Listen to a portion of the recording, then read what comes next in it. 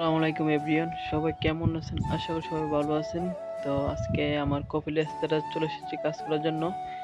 আর তো এটা হলো আমার কপিলের রেস্তোরাঁ। রেস্তোরাঁর ভিতরে আমার কাজ হলো, তো আজকে সকাল ধরে এখানে একটা পানির খাজান বানাইতেছি।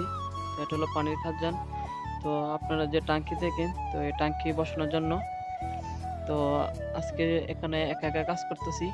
তো আমার পানির খাজানের কাজ অর্ধেক শেষ হয়ে গেছে।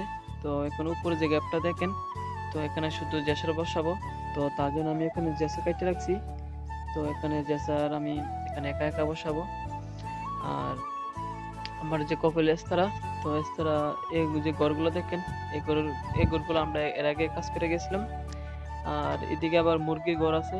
তো আপনার সামনে যে ঘর দেখেন, তো এটার ভিতরে মুরগি পালে।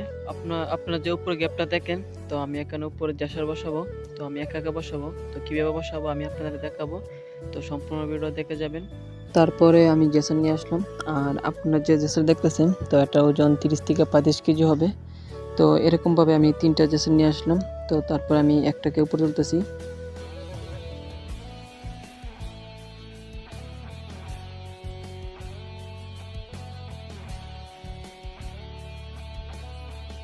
তো আজকে এই ভিডিও এ পর্যন্তই। সবাই ভালো থাকবেন।